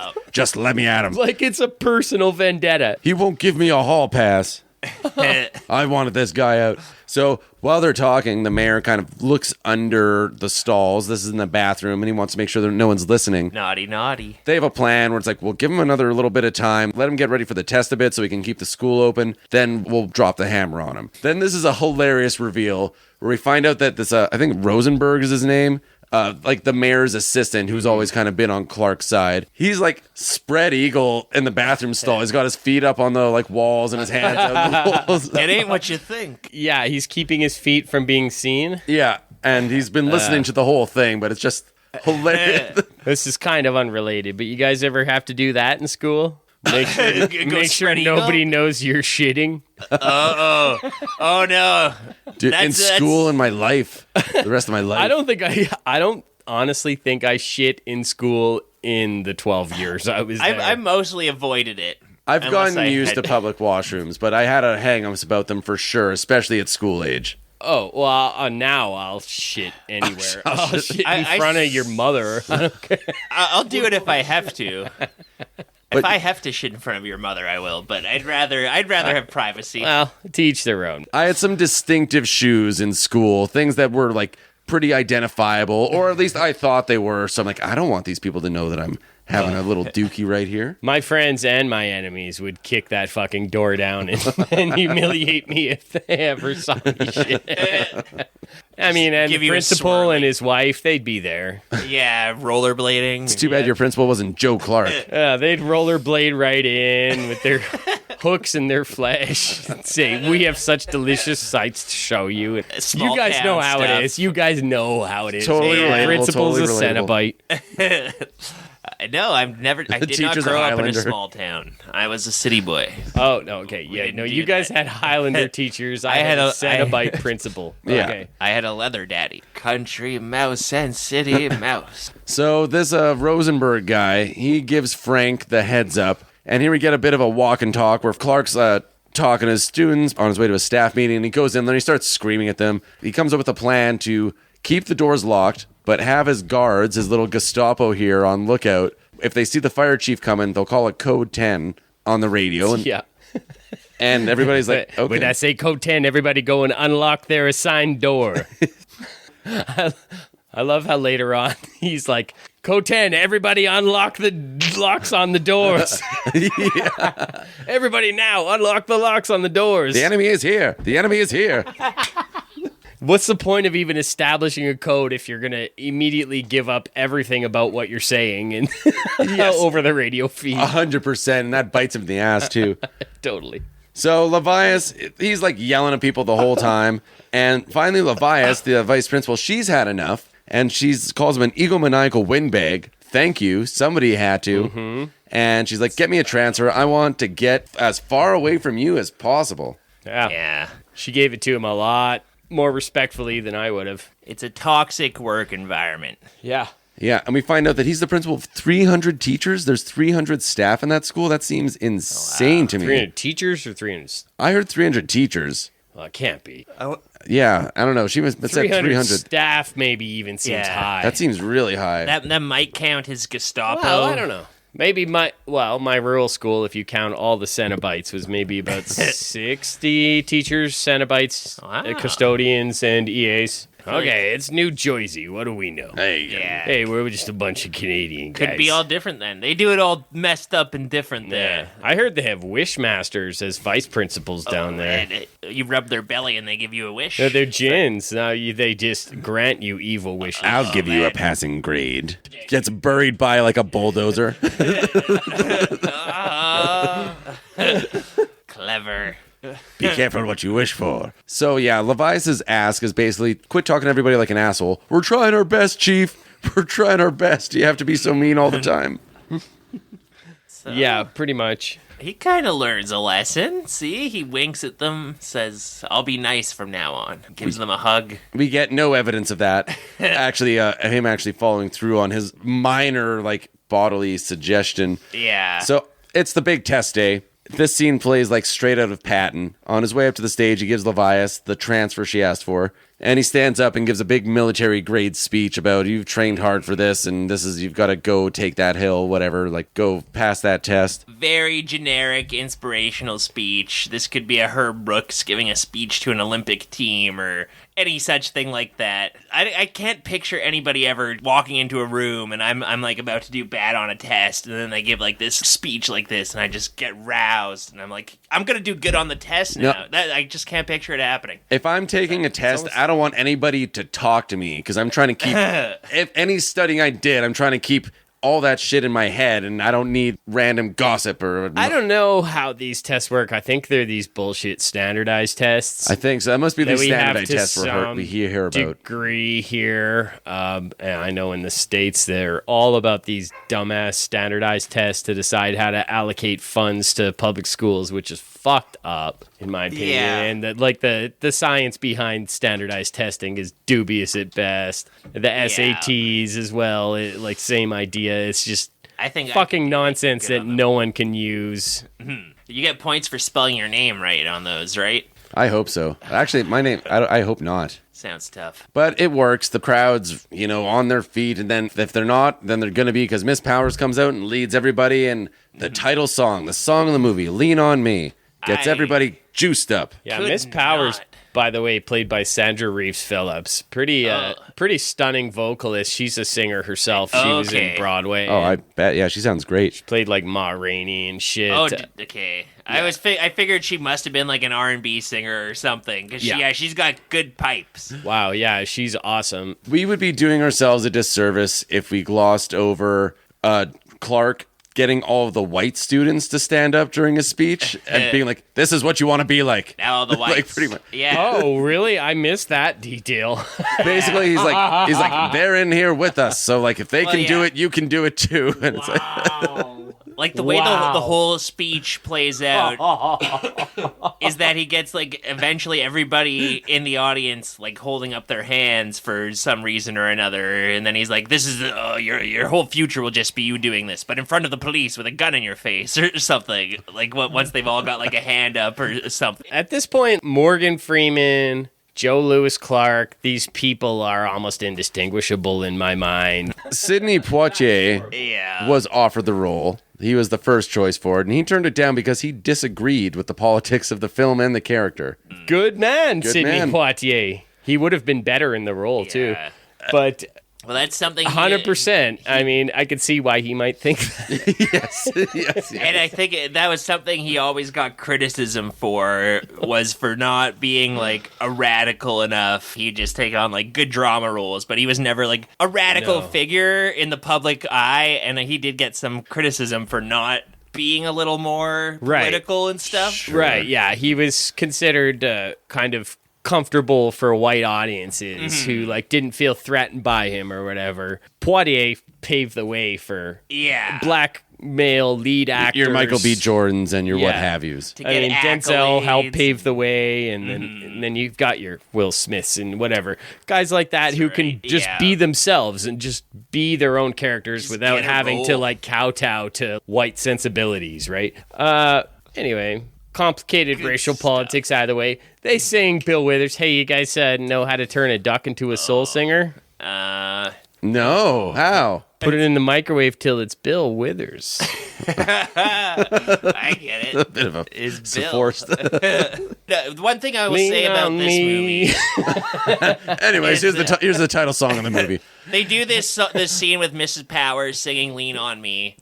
It's pretty long. They sing the whole song, and then they immediately go into a montage right after where they play the song again, like a different version of the song. I totally forgot about this '80s remix of this classic soul song, which was super popular. It was the thing you did in the '80s. Yeah, totally. Very 80s. Which makes style. sense that if it did come out before this movie, that maybe a auditorium full of kids would sing it. Yeah. Because I was like, there's no way all these kids would fucking know this song that came out before they were born. What song are you singing? That's not the school song. It's true. I looked up "Lean on Me" on Apple Music before the podcast, and there's about 100,000 different versions of it from artists as diverse as Michael Bolton. For me, this song is undeniable. It's like cheating. It works on me. I'm just getting a little. Oh, no, I totally. get choked up. It just works on me every time I hear it. Bill Withers is my favorite version. I like that 80s remix, but he wrote it, I think, right? Sounds about right. Yeah, he wrote all of his stuff, as far as I know. Great. Everybody has needed something to lean on before. Whether it's a lamppost or a bookshelf. I said, but I'm tired. I know you ain't looking for jobs. I said, look, man. I've been working all day. Look, man. So out the door I went. Now we're talking about the real blues. Yeah. The George Thorogood blues. Yeah, that's right. The real down home Delta blues. I'm talking about the blues only the destroyers can bring down on you. So after this big rousing speech, Levias, the song moved her so powerfully she crumples up the transfer that she requested. She believes in Joe Clark. I love that name, Levias. I'm going to name my kid that. God damn it, Levias. Yeah, I'm sick of your renegade attitude. Powerful. She should be the one who plays by her own rules. Levias sounds like an authoritarian name. So meanwhile, at the mayor's office, this Barrett won't go away. She's like just demanding that action be taken. Get rid of this Clark. We got to get rid of him now. So the plan is a go. The fire chief's like, finally, the leash is off. I can go at this guy. Yes. Joe's convoluted plan to deal with the fire marshal does not involve not locking the doors. That's unacceptable. These doors have got to be chained, but he's come up with a convoluted plan where his security guards will stand outside the building, and if they see the fire marshal coming, then Joe will radio to all the security and get them to pull all the chains down really quick. Call a code 10. Yeah, code Why 10. can't this guy get his Gestapo to stop these drug dealers from coming into the school? Just hang out by the door. Maybe if he stopped sicking them on his staff and students and actually used them to keep the criminals out of the school. They're a little bit. They can't be relied on for He that. wouldn't need to chain the doors shut. No, we need the candy man there to make sure Sam's is eating his fucking vegetables. I mean, the thing is, they're his brown shirts. They're basically as bad as the criminals, you know? Yes. They're jackbooted thugs. He's got to rein them in a little bit. So the fire marshal comes. I guess in Clark's plan, he didn't actually include having anybody be a lookout because the fire marshal just like gets into the school somehow. And he's running, and Which, how did he get in if the doors are all locked? I think there was a betrayal that might happen here. Oh. Because Judas. because he like says onto the radio, he says like, everybody do the code 10 now and lock the doors, and the fire marshal Code gets 10, open the doors. The Yeah. enemy is here. Yeah, the enemy is here. He's having a flashback or something. A flashback to the war he dodged. Yeah, he's like Tom Berenger now. No disrespect to Vietnam draft dodgers, by the way. No, but I would do specifically, that. fuck this one. Yes. And like the fire marshal has a recording of him saying that. So I maybe this was just my headcanon, but I thought Tony Todd might have betrayed him and like passed off the message to the fire No, I marshal or wish. something. Tony Todd's just likable, and you just hope he would do that. I actually Yeah. think this is just a glaring plot hole. Yeah, could very well be. Yeah. It's very weird that it came down this way. Anyways, so They got his ass on tape. Yeah. They they have receipts. radios saying all that stuff. Yeah, caught on the air. The fire chief is putting Clark under arrest basically for being an asshole, but specifically Yeah. for conspiracy to circumvent the fire code. He goes to jail. Unbelievable. This Is that a law? Yeah, I guess so. The asshole part? Yeah, It should be. It's not against the law to be an asshole, is what I tell every waitress. If it was, the world would be a better place. Yeah. So now Clark's cooling his heels on ice. Finally, somebody's done the right thing and locked this maniac up. Soul on ice. And it's in the basement of the city hall or whatever, because while he's locked up, there's another meeting going on up top, and they're going to have a hearing. Yeah. A weird, like, Yeah, what is late this, night an Old hearing. West town? Yeah, right.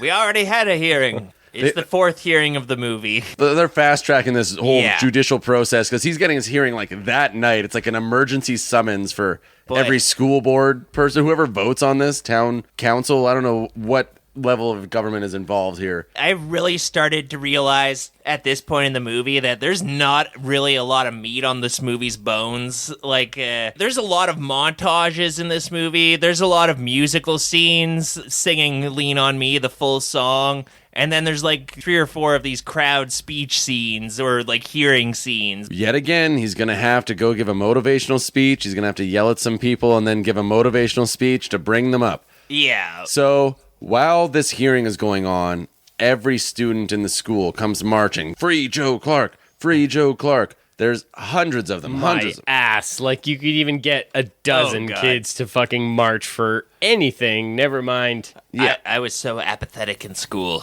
Ugh. I can't picture caring about anything. Well, you never had Joe That's Lewis true. Clark. If he had lit a fire, he probably would have figured out all my problems and made me a straight A student. Hell yeah. So they can't have a hearing with this hubbub, with all these kids screaming in the streets. So they stop everything and go out, and this Miss Barrett, she tries to tame the crowd. Miss B. Yeah. Because she's a giant bee, if you ask me. She's the bee in everybody's Yeah. bonnet. She can't calm the crowd down. Some kid like calls her a tired old Betty or something like that, and that kind of shuts her up for a minute. And then finally, the mayor's pleading with Joe. It's like, Joe, please, Joe, you're the only person who can calm the kids down. You're the only person who can save us, Joe. You're the best. And I'll look at them and say, no. Like Rorschach. One day everyone's going to be begging to come save this school. But Joe goes out. He quells the crowd after a while. And he's trying to tell them to all go home because the mayor is a fucking lunatic. He's like, I have the law and order on my side. If the things get out of hand, the police come and bust it up. The only people who are going to get hurt are your kids, Joe. Do the right thing. Man, it does turn into a bit of a mixed message happening here because Joe is on the wrong side of the law. Yeah. He is in prison now. In fact, he has become the black man that the conservatives rail against, hasn't he? He's a jailbird. The movie's at odds with itself because there's sort of this like follow authority message in the movie, but then Joe is actually sort of an anti-authority figure by virtue of the fact that he's going against the fire marshals. He's a and everything. vigilante. Yeah, he's like the Punisher. He's got his own code. He's a fascist. But the students, he's trying to get them to leave. They don't want to leave. Free Joe Clark. This is so funny. Ms. Levias comes running up with the test scores, and Clark immediately starts yelling at her. He's like, what the hell are you doing? I told you to take care of the kids. I told you to watch the school. And this is what happened here. I left you in charge and this happened. You gotta read this memo, Mr. Clark. I got a note for you. So yeah, it turns out they passed, and Clark is, even though he broke the law, he's not going to be punished at all. And he says a naughty thing to the government. He's like, his students all cheer. He's like, and I have to say to the government, fuck you, or something. Mr. Mayor, on behalf of myself and on behalf of Eastside High, you can tell the state to go to hell. Oh, yeah. Gosh darn it. That is a little classier. Go fuck yourself. I don't really understand what's so bad about the state taking over. Yeah, what did they do? That's a little This really is communist to just me. local politics. I don't know. Yeah, this is pretty small beans, this whole story. It's like a town council meeting Yeah. put to film. Anyways, everybody starts singing the school song, freeze frame, over the credits. Clark's shaking hands with all the students who graduated. You're supposed to leave uplifted, overjoyed. You're supposed to feel like you've got someone to lean on. I was happy that those kids survived Joe Clark. Yeah. I'm sure some of them didn't. I was just curious and just zoning out while you idiots were talking, and I thought I'd check what Roger Ebert said about this movie. Did he love it? I know. Is it- No. no, okay, I good. would have thought he did. I was worried he might have. But to his fucking credit, he basically has the same take on me. The same take as me. Take on me. He says, Lean on Me has been widely sneak previewed as part of the studio's marketing strategy, and I've talked with a lot of the people who have seen it. They all admit they're bothered by Clark's personality, but some argue that A, Clark really exists, so this is a, quotes, true story. B, out of control high schools like Eastside need a strong administrator to whip them into shape. And C, besides, Hollywood makes so few films like this that it's a duty to support them no matter what we really think. It was an early one, right? Because it is like a tired trope, but I guess as far as it goes, I guess it was an early entry in that genre. I think Old standard- Raj thinks that third argument is beneath contempt. Okay. He's like, is it true that tough schools need mad dog teachers? One of the sneaky, uneasy feelings I got while watching Lean on Me is that the movie makes a subtle appeal to those who are afraid of unruly, loud, violent black teenagers. Yes. As Clark takes a baseball bat and begins to whip them into shape, the audience is cheered, not because education is being served, but because Clark is a combination of Dirty Harry and Billy Jack. I don't know who Billy Jack is. Enforcing the law on his own terms. I think he's from Beau Travail, wasn't he? And then, interestingly here, he says, a couple of years ago, I gave a good review to The Principal, a film starring Jim Belushi, as a tough high school principal who took a baseball bat to the drug dealers. What? We gotta Which watch sounds that. similar to the movie that we're about to cover. Coming Yeah. attraction. Yeah.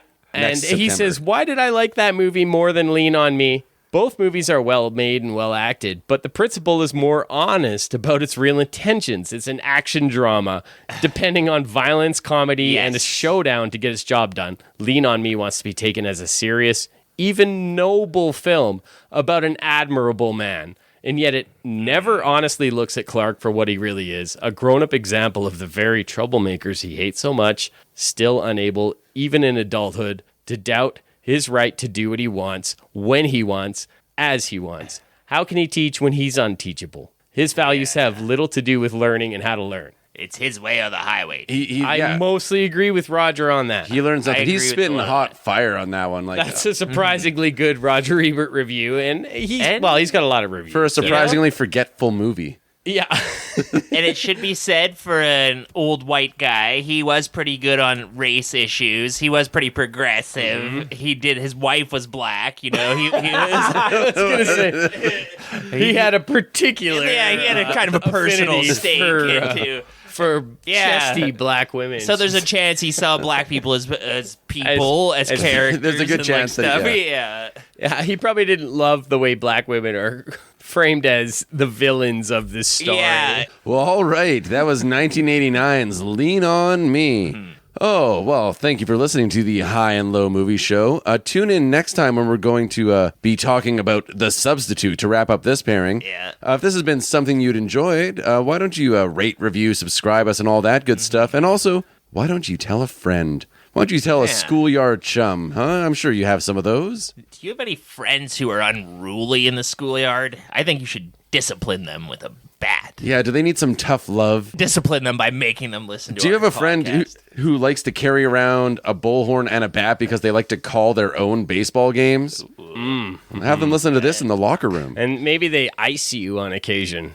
You got to get down on one knee and drop a Smirnoff Ice down your gullet, huh? Do you have a friend who just keeps insisting that he's your best man and he's going to take you on the most bitchin' bachelor party you've ever seen, bro?